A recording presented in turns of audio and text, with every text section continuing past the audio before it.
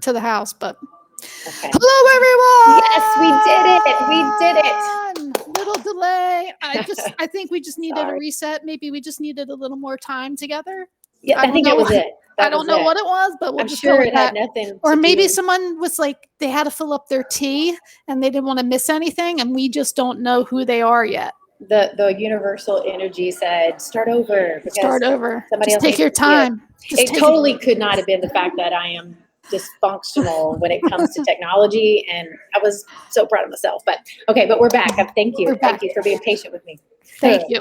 So I started off by saying that I was really impressed by you at the Eric Dalton conference. Well, first I was very impressed by the Eric Dalton conference. I mean, who isn't impressed by that event? Yes. And then just the people that I got to meet, and you being one of them. And I'm just really impressed by all the stuff that you've done. As a person who has employees and is on the ground with you in another state, but I understand what it's like. And I think that's where we really bonded, because we have both been on the ground working with employees and building our businesses from the ground up. So tell me just briefly a little bit about, it didn't quite go as we planned, as I planned in my world. And it also didn't quite go as you planned in your world, but you're still getting it done. No, because can't isn't an option. So it's not an option. No, I'm not kidding. I think my mother would have preferred to hear me say a cuss word in high school than to say the word can't. Like, it just wasn't something we were allowed to have in our vocabulary. So I'm grateful for that now. But oh man, that whole mindset of the path you think you're going to be on, what journey you think you're going to follow, just like laugh at it now and know it's probably going to be the total opposite. So it's been amazing. I mean, the growth with it. I have always had a sports background, and I played college soccer, and my journey into body work was because of an injury. But if you know me today and knew me back then, it's like to ever think about to own a salon and spa would be the last thing, like absolute last thing that I would have ever put in my journey. Like, no way. But now we're going to celebrate 10 years of this business. Woo-woo! We've had as many as 41 employees, and everyone is employed. Add it to the list of my naiveness with so many things that I'm grateful for now, that I'm glad I didn't know what things were supposed to be like. I'm glad that I learned it all the hard way and thought practical. Like, I never knew and understood that being a cosmetologist, being an esthetician, being a massage therapist, it could be a career. Now, granted, I spent the first 10, 11 years of my journey doing the 10, 11, 12-hour days, and you got to keep the doors open and being your guest services team, being your own accountant, being your own banker, being your own, all the things. Like, you did everything. And at that time, too, I didn't share that part of my journey, did I? How I got into massage, my quick impulsiveness in life. So talking about the impulsive side, my career path was supposed to be in healthcare. And then I did that thing of starting to have babies too young. And not that was a bad thing. It's a blessing now, because I'm a young grandma right now of an 8-year-old grandson. But but it changed my path, right? I mean, I always had the sports background. I got injured. And after I had my children, I was pushing the 200-pound plus, and I needed to get fit again. So, real long story short, met my friend that's now been my 25-year partner of triathlon training at the pool. We were with our kids, and we both swim well, and she could bike and I could run. And I'm like, we should do a triathlon. So, we signed up for one, but then I ended up injured. And I felt like I was back to square one. So I've said through my journey of life, I've always lived like highs, lows, instead of like, here. I'd like to live kind of here. My mother calls that hard-headed. But I got injured, and then I already paid like $300 at that time for an entry fee. I was racing. If I had to race with one leg, I was racing. But tried Western medicine things. It was a hamstring, what I would have called back then, a tight hamstring or hamstring pull. And did the pain pills, muscle relaxers, PT, all the typical stuff. You could just tell what they're going to tell you to do. Didn't work. And signed up. Somebody told me to get a massage. And although I was very, very, very stressed at the time with 3 kids under 5 and training and all life brought at that time, I didn't need a massage because I thought it was just that typical, do I take my underwear off? And is it in the dark room? The cheat. Like I didn't need that for stress relief, fix my hamstring. So yeah, my massage school teacher was who I was recommended to, and 3 half-hour sessions and done. I was in such awe. That was on a Thursday. I raced that weekend. I came back from the race and I quit my job, got divorced and went to massage school because that's logical. But when you know, like it was in my soul that this is what I'm doing. My father was an engineer. I came back and told him what I was doing, and man, a few words, he just looked at me and went, I'm sorry, you're going to rub butts for a living. Yep. And it might be the best butt rubber ever. I mean, what do you say to that? I got feet. I got feet? rub feet. Yeah, I got feet. A little more specific there. But how ironic looking back too now. I mean, are the hips not like the game changer in body work? I mean, so be careful what you say you're not going to do, and be mindful that flexibility needs to happen in your world. I did my own thing and started at U of L, which is where I played sports. So I had great connections, and my path in my journey maybe a little different from the respect that I wanted to be respected in the massage world. It was making me angry that, do you want to flush out our athletes? No, I don't, and I'm not a masseuse. Like that identity was a real struggle for me because, it just was. So I wanted to speak their language. So my journey started with more like active release technique, Dr. Leahy. That first class, by the way, am I speaking a foreign language? Because I have no clue what you're talking about right now, but those are the times that I work best under pressure. Like I've got to step up my anatomy game, step up my nerve pathway game, step up my touch game. And that was great because that spoke that language. But then I'm like, I want to work with more teams. And they did at U of L, they did FMS screens. I'm going to speak your language. I got this. So I took FMS 1 and 2 and Gray Cook and started in that world. And it started making things make a little more sense. But I was getting confused because this isn't what massage is supposed to be, but I made it work. And then I went to Eric Dalton's first class. And like a lot of people, I'm going through those techniques so quick. And again, it's that fine line. Like, are we supposed to move a joint that way? I'm not really sure. Do I even know what to do with all this when I get back home? But then gradually, that knowledge kind of, you start learning. I don't know if you had this experience. Every class I took, it now looking back, it's like, well, what language do you want to speak it in? It's all really about what your intention is. So when you learn about fascia in general, and you learn how to respect each layer of the body, each system of the body, be a little more intuitive, with things, slow down. Although I'm hyper all the time in that room, it's a different story. So I think there's so many therapists out there that are very confused when they come out. You're struggling with what identity am I supposed to have, as opposed to going, wait a minute, I'm a massage therapist. We got into this, go back to the basics. What did you get into it for? To help people. Okay, so don't let the world put you into a box of labeling you. You're sports, you're this, you're that. No, you have a human body, and I'm learning how to work with it, and I'm going to help facilitate your healing. That's what we do. So that's really been a big part. My personal journey in massage is that I thought I needed to have all these classes, which I did. I mean, I'm grateful that I have all this knowledge, and I'm still a class junkie. But the more I learn, the more I'm understanding that the basics are where it's at, and slow it back down, be more connected with the person in the body. So I'm going to talk about the spa thing, how this happened. Well, I'm just getting back on. I'm just trying to.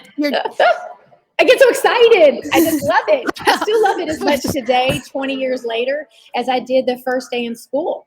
Like, that's what's so amazing about it. It's so exciting. So I think what I'm getting from what you're sharing is your excitement really is about the fact that you've had a real personal connection with all these things.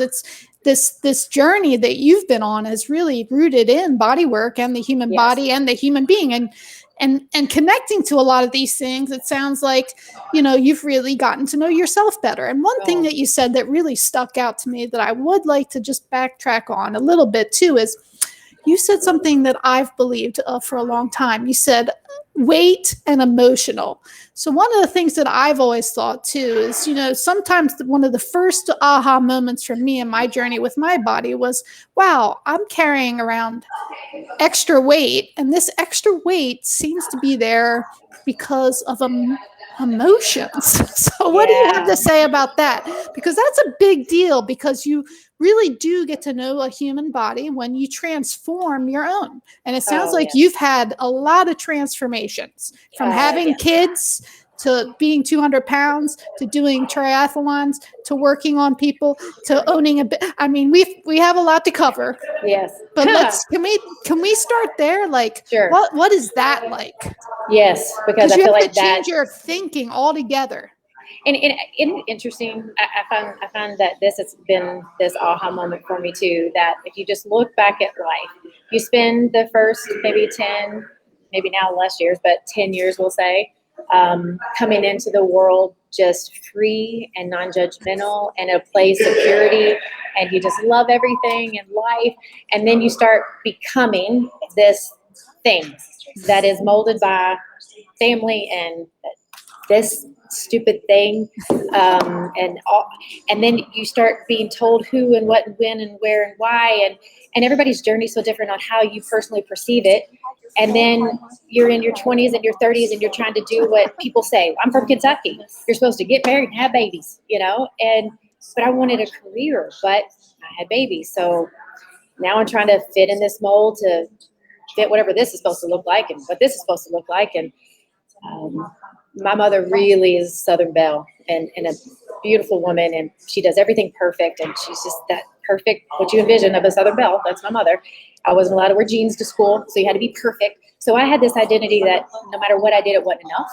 So here we go to the food, to the emotional part. So that was my outlet that I connected with, was food. So I had a very disordered relationship with food, and that was my challenge growing up.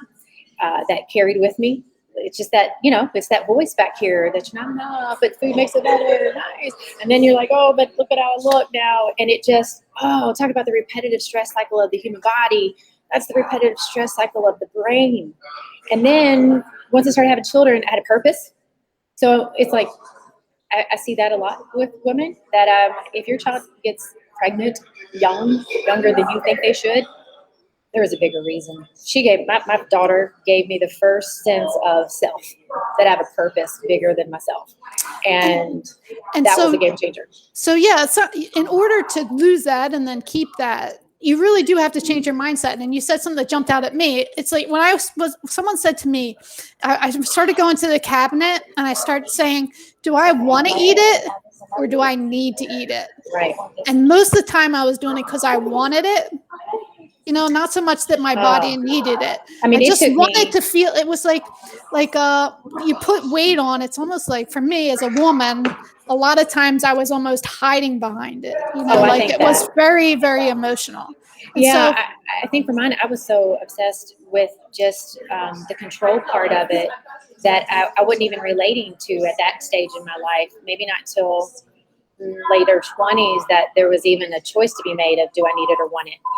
Although I could tell you every diet there was out there, I should be a dietitian from the knowledge that I just, and that's what most of us do. We're trying to fix it by something other than the emotional connection to it. But now I love learning. Like, my latest aha is this understanding that our systems cannot be separated, and that emotion manifests in the soft tissue. And isn't that just beautiful? We could talk for another hour about that.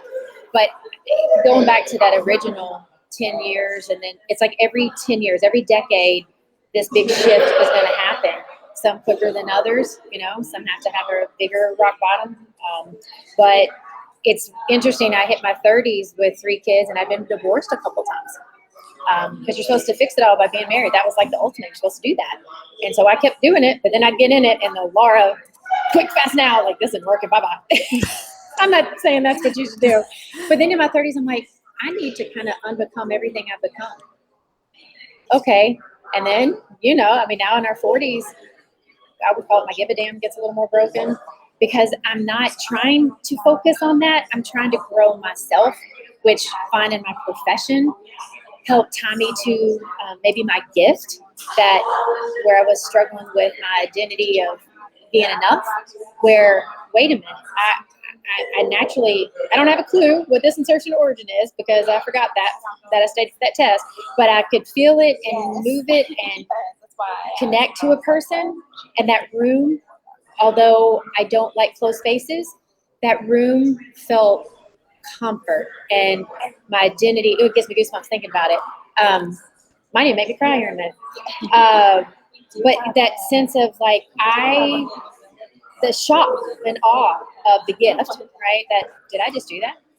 Oh my gosh. But I didn't do that. I worked with them, and then they get up and they feel better. And then they come back and their quality of life is better, which there's where it starts growing you for having a bigger purpose. So with all these experiences and injuries and triumphs and surgeries, I've had several surgeries, amazing life experiences, which you didn't expect too. Like, so what we were talking about earlier, you own a spa with you've had up to 41 employees. 41 employees! And they're amazing. That is amazing. Anyway, but, so there with that lesson though, Diane, is because I think, God, for me, I'll speak in that term because that's what I believe, but, God just keeps throwing you the challenges until you get the lesson, and you're going to keep getting it over and over and over it until you get it. You can't people please. Own a salon, you won't people please anymore because you can't.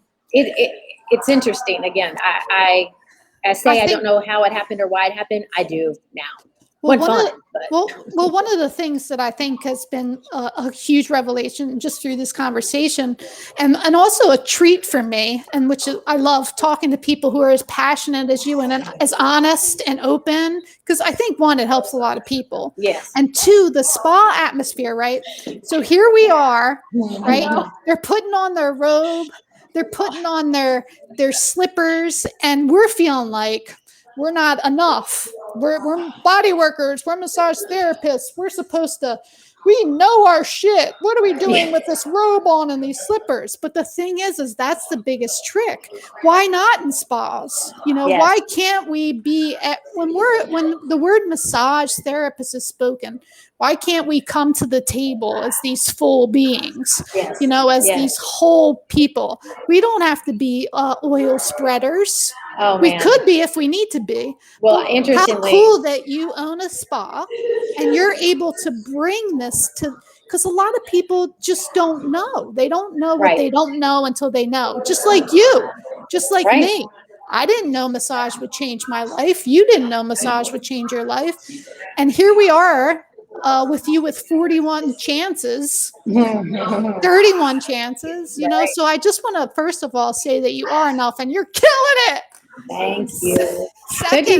It's awesome when you're in there trying to just stay above water is when you really develop your gift. You really start becoming good. I didn't realize till the last couple of years that, and I can confidently say it now, where I used to shy away from things like this. I am good at business. I am good at healing the body. I am good at mentoring and coaching. And I only realized that because people started reaching out to me to do it. So I feel like I'm just now beginning to understand my purpose on a bigger picture. And when I look around this business, and I got an employee even standing next to me, and I don't even like the word employee, I got a team member standing next to me, that where our culture is one that you can have a career. So drop that label out. Why would you want, now I look at it and go, why would you want to do everything on your own in a small room by yourself? Like, number one, it's not even safe and you're stressed out. And the only way to make more money is to do more hands-on, which makes no sense. No paid vacation. You got to plan for years to take the class, and then you're not making money. Then you don't have retirement and blah, blah. So I took the opportunity when it came my way to create an environment of everything I would have ever wanted when I was that single mom being a massage therapist. So I always just say, I don't know business, but I know how to treat people, and I know what I would expect. And I know through the challenges of being a single mom trying to be a massage therapist of 3 children, what I would want. And I don't want to say I'm a feminist, but I'm like, go woman, or just go underdog, you know? Like, So, but that's the thing. For me, I feel like I've brought that to my business. yes. We have paid time off at Yes. Freedom Massage. Woo! You don't pay for your CEUs at Freedom Massage. Nope. You know, unless we do something special. Sure. And we add something. But you know, I've tried to create an environment that I always wanted to work. Yes. Right? Yes. So not only do some of us massage therapists have the duty to be excellent massage therapists, some of us have the leadership qualities to help other massage therapists just have a nice life. Yes. I mean, that's it.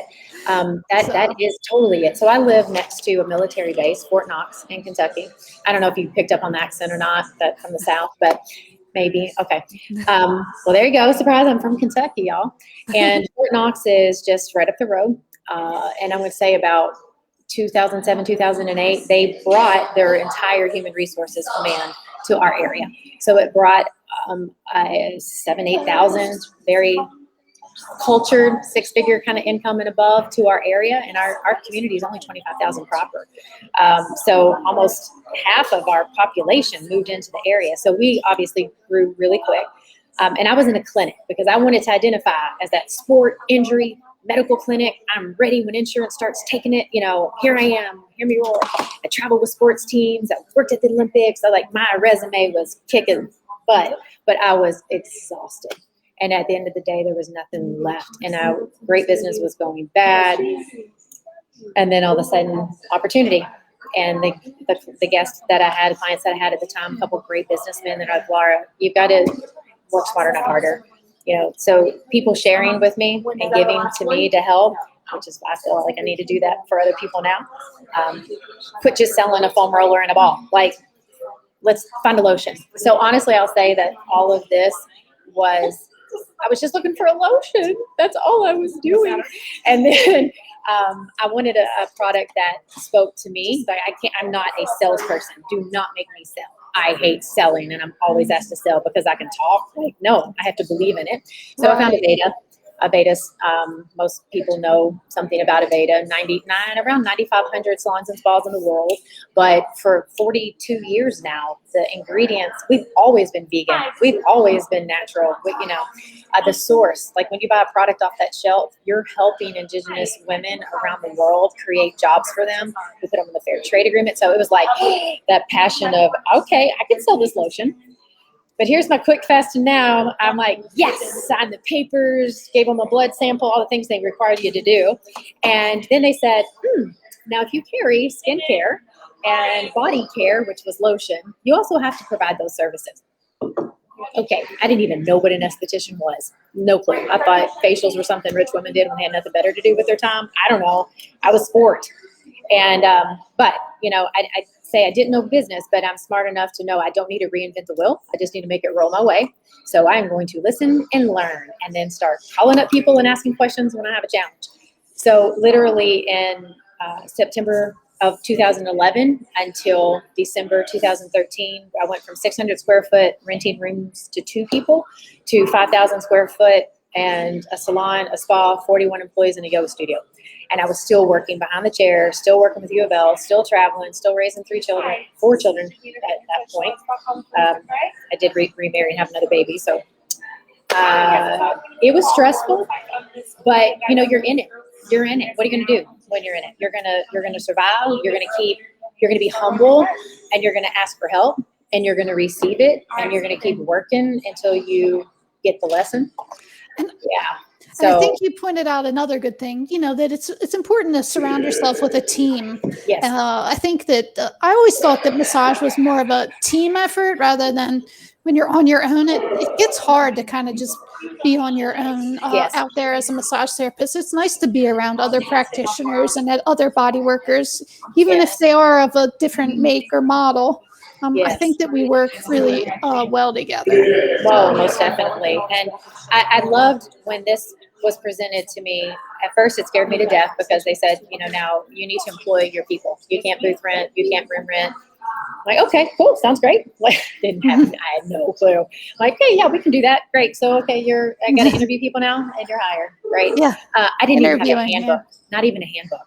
I just thought everyone went to the Nancy Hauser School of Life and that you knew how to dress and you knew how to talk and you came to work on time, and I had no clue. You can only imagine what a clue I got for the first 5 or 6 years. I was right there with you, probably Yes. just down up north a little bit more. So Yes. one more thing that I'm going to have you back on. We're going to talk Okay. in a couple months, and we're going to cover more stuff when it comes Okay. to business. But one thing too that I just want to make sure that we make a couple really solid points is one thing that I heard you say is that you believe, one, that you've learned how to believe in yourself, and two, like you're not really selling something that you believe in. If you believe in something, you're just sharing your experience. You're not really Absolutely. selling. So I think Yes. that people feel the difference. I Yes. think that customers feel the difference, clients feel the difference, employees feel the difference, independent contractor, whoever you're talking to, they feel the difference between sharing your experience and, like I always say, you can't bullshit the universe. So Yes. like it's felt, it's known. So it sounds like through all these experiences, I just want to again commend you because it's Thank you. awesome. Thank you. So Thank freaking you. awesome. I can't wait to hear more.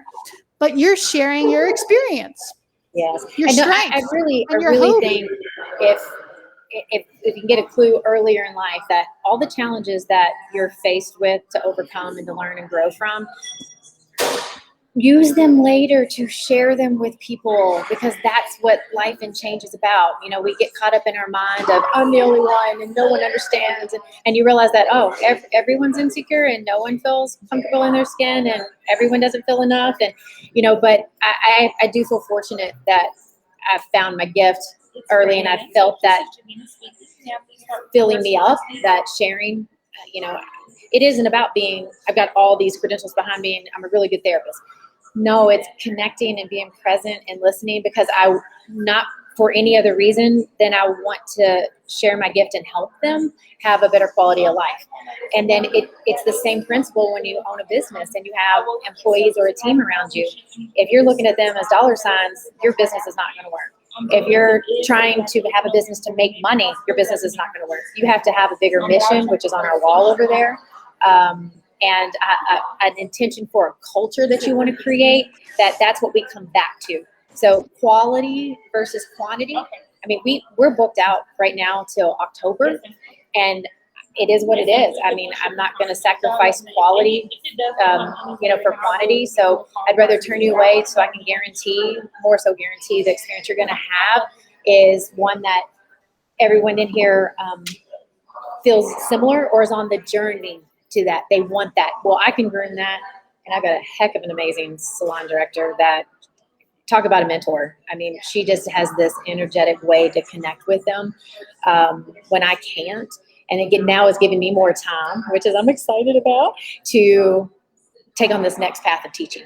I'm so excited. So I have so much knowledge and background from teaching a business, to sports, to traveling with sports teams, to that I'm ready to share and make some amazing classes out of it. So I'm so grateful for you for just going with it too.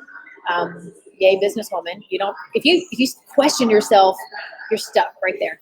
Just quit questioning it and go with it. The universe gave it to you. Just go with it and know you're going to fail, but you're going to grow from it. So thank you for you taking this leap of faith. I mean, look what you've already done for our community of massage. It's awesome. It's so exciting. Goosebumps again. So I feel like we're just now on the cusp of making massage therapy come back to what it should be. Laura, community.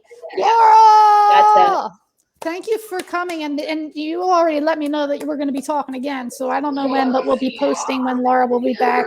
And I'm trying to get her to do some things, but we'll talk more about that too. Got it. Laura, Got it. Thank you. Hang tight. I'm going to end this now. Thank you for joining us. We'll see you again. Okay. Thank